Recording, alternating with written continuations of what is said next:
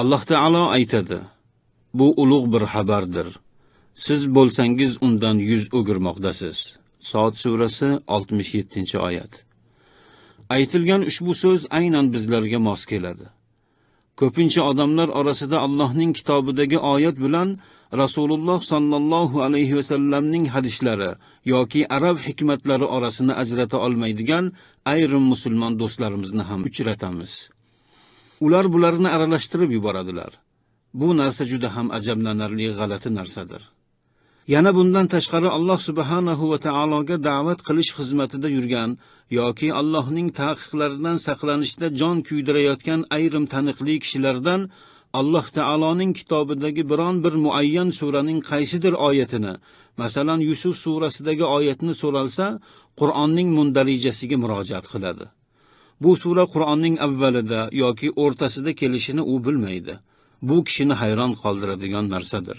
Bizning hijolatimizni yanada ko'paytirib alam beradigan narsalardan biri shuki, bizni Allohning kitobidan yuz burishimiz miqdori qancha bo'lsa, undan Alloh rozi bo'lmaydigan narsada foydalanishimiz ham shunchalikdir. Allohning kitobidan yuz buramiz. Uni o'qish, o'rganish, mulohaza qilish va unga amal qilish masalalariga e'tibor bermaymiz. Lekin biz unga musibatimizni e'lon qilishda hamda vafot etganlarimizni o'z manzillariga kuzatishdagina qaraymiz.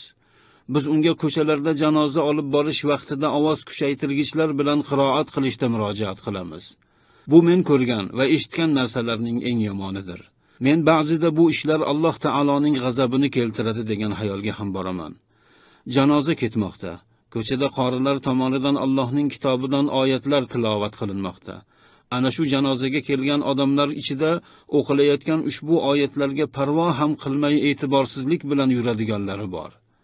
Bu ish ushbu musibatning hamda o'zining oxirgi manziliga olib ketilayotgan ushbu janozaning e'lonligina bo'lib qolgan. Janoza vaqtida shu tarzda Qur'on tilovat qilinadigan bo'lsa, ularni jazolash kerak. Men ta'ziyaxonada Qur'on tilovat qilish haqida gapirayotganim yo'q. Albatta u mumkin narsa, lekin men bu yerda ta'ziya uchun kelib o'tirganlarni Alloh taoloning kitobiga nisbatan odob saqlashlari lozimligi haqida gapiryapman. Ular Qur'on o'qilayotganda gaplashmay Allohning kitobidan eshitayotgan oyatlarga quloq solishlari kerak.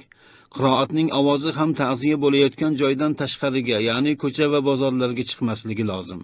Bu biz aytayotgan narsadir.